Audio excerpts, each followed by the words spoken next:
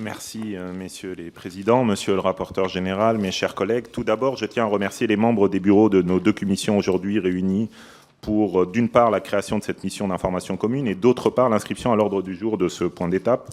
Comme vous le savez, le groupe écologiste et social a demandé la mise en place d'une mission d'information sur les moyens consacrés au volet diplomatique de notre réorientation stratégique. En effet, il ne vous aura pas échappé que nous sommes en train d'assister à des ruptures sans précédent dans les relations internationales. Il y a tout d'abord le retour de la guerre en Europe depuis l'invasion de l'Ukraine par la Russie en 2022, conflit qui perdure et fait peser de lourdes menaces sur nos partenaires de l'Est et du Nord de l'Europe. L'agressivité de la Russie se traduit aussi par des incursions croissantes dans l'espace aérien de nos alliés et des attaques hybrides, cyberattaques, des informations qui visent à tester notre système de défense collective et à affaiblir nos économies, nos démocraties et notre vivre ensemble.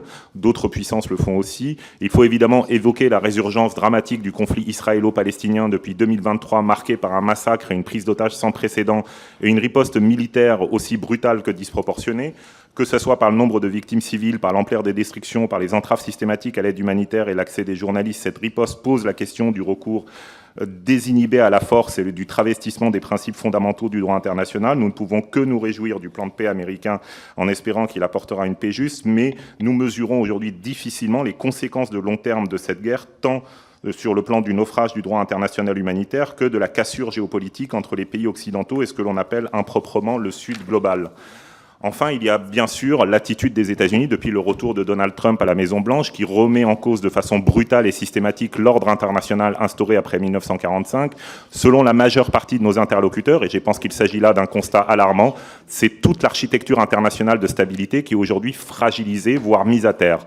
Désengagement des États-Unis dans la défense de l'Europe, désengagement de l'Organisation des Nations Unies, dont ils sont pourtant le principal financeur, guerre commerciale tous azimuts, ciblant notamment ses partenaires traditionnels, attaques contre les organisations multilatérales, que ce soit en matière de santé, d'environnement ou de droits humains, démantèlement de l'aide au développement avec des conséquences massives en Afrique et affirmation d'une approche agressive et transactionnelle au détriment des relations de confiance tissées dans le temps. L'administration républicaine devient le porte-drapeau d'une internationale populiste et la fossoyeuse des instances garantes de la régulation dans le monde. Au regard de ce contexte international, il nous a donc semblé important que le Parlement s'interroge sur les répercussions pour notre diplomatie de ces ruptures majeures, tant d'un point de vue stratégique que d'un point de vue budgétaire. C'est la raison pour laquelle il nous a paru important qu'elle prenne la forme d'une mission d'information commune à la Commission Finances et à la Commission des Affaires étrangères, afin qu'elle ait l'analyse la plus large possible, mais aussi pour lui donner du poids et que ces conclusions aient un écho au gouvernement et à la présidence de la République. C'est pour cette raison également qu'il nous a semblé important d'organiser un point d'étape au début de cette session ordinaire.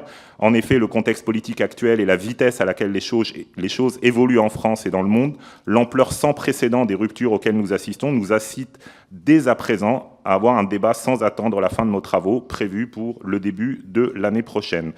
Une première conclusion à laquelle nous parvenons à mi-parcours est la suivante. Dans ce moment charnière, ce serait une grave erreur de penser que la réponse militaire peut suffire et donc considérer que la LPM aurait déjà en quelque sorte répondu à notre problématique.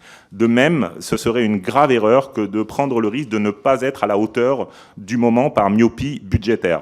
La diplomatie et le militaire sont, si je puis me permettre cette image, les deux jambes avec lesquelles nous devons avancer et qu'il ne faut pas déséquilibrer et séparer, accroître le premier garant de notre sécurité collective en réduisant le second, alors même qu'il est pour sa part le garant de la stabilité collective, apparaît d'ores et déjà contre-productif aux yeux des rapporteurs. Face à des adversaires stratégiques qui investissent massivement dans la désinformation, est-ce le moment de réduire notre soutien aux médias indépendants? Face au désengagement américain, est-ce le moment de réduire notre soutien aux agences des Nations Unies, alors que des pays tels que la Chine font précisément l'inverse? Face aux attaques contre le multilatéralisme et aux accusations de double standard portées contre les pays occidentaux, est-ce le moment de réduire massivement notre aide au développement et envoyer un signal de désengagement à ceux nombreux parmi nos partenaires du Sud qui partagent nos combats pour un développement durable et les droits humains? La question qui doit nous guider, chers collègues, est quel serait le coût de l'inaction en cette période de rupture? J'ose donc espérer, et ça sera ma dernière remarque avant de céder la parole à ma co-rapporteure, que notre futur rapport d'information permettra d'inciter à la présentation d'une loi d'orientation ou de programmation pour le ministère de l'Europe des Affaires étrangères, En ma qualité de rapporteur spécial des crédits de la mission Action extérieure de l'État, je ne cesse depuis 3 ans de rappeler l'importance de la définition d'une stratégie diplomatique et d'une trajectoire budgétaire pluriannuelle qui serait approuvée par le Parlement. Je rappelle que les affaires étrangères sont le seul ministère régalien à ne pas bénéficier d'une telle loi, contrairement au ministère des Armées, au ministère de l'Intérieur ou encore au ministère de la Justice.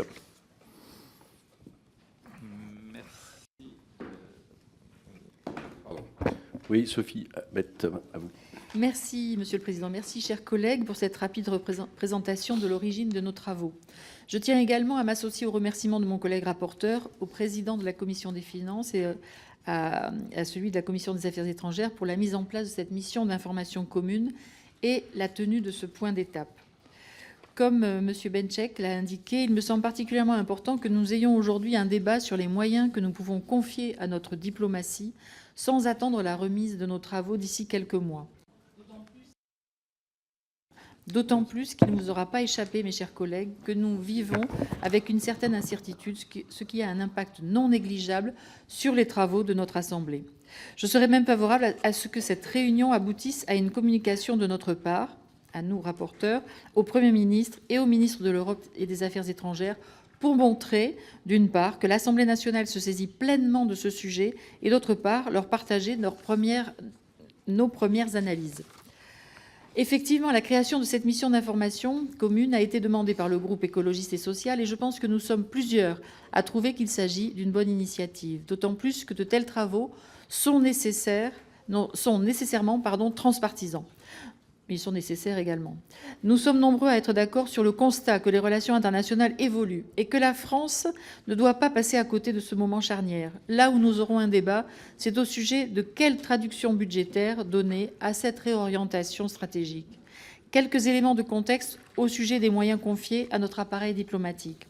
En 2024, le budget du ministère de l'Europe et des Affaires étrangères s'est élevé à 6,1 milliards d'euros, donc 3,3 milliards d'euros pour la mission Action extérieure de l'État et 2,8 milliards d'euros pour le programme 209, Solidarité à l'égard des pays en voie de développement, qui appartient quant à lui à une mission distincte interministérielle. Cela représente 1,04% du budget général de l'État.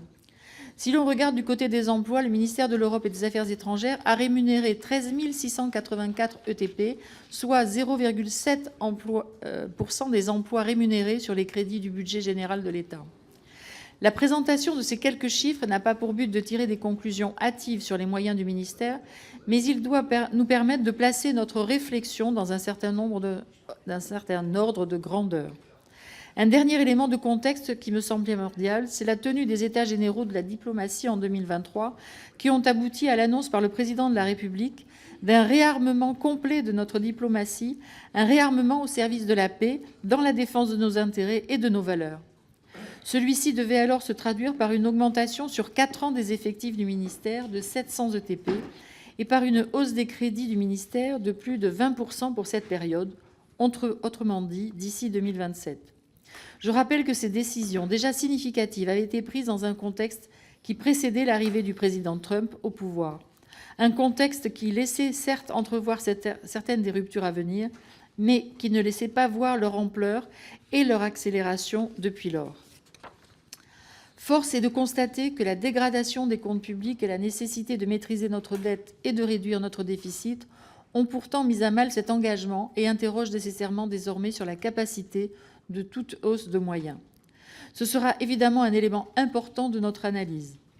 Pour revenir à la tenue de cette réunion même, j'attends de ce point d'étape qu'il nous permette de recueillir vos observations et que nous ayons un premier débat sur la façon dont vous voyez cette problématique. J'espère que le débat sera riche et que nous aurons des prises de parole de l'ensemble des groupes et de nos 2 commissions exceptionnellement réunies. Avant cela, un mot sur la conduite de nos travaux qui ont débuté un peu avant la suspension. Nous nous sommes concentrés dans un premier temps sur des personnalités à l'expertise générale permettant une vision d'ensemble des sujets dont vous trouverez la liste dans la note que nous vous avons transmise. Je suis par ailleurs très satisfaite des échanges que nous avons pu avoir avec le ministre de l'Europe et des Affaires étrangères, M. Jean-Noël Barrot, qui nous a fait l'honneur de nous recevoir dès le début de nos travaux. Cela témoigne de l'importance accordée à nos travaux qui sont suivis de près par le gouvernement. Afin d'approfondir ce premier aperçu, Les prochaines auditions de la mission viseront à notamment examiner les modalités de coordination interministérielle, à analyser les moyens et les objectifs de la diplomatie auprès de l'Union européenne et de l'OTAN et d'échanger avec des personnalités civiles. Je vous remercie pour votre attention.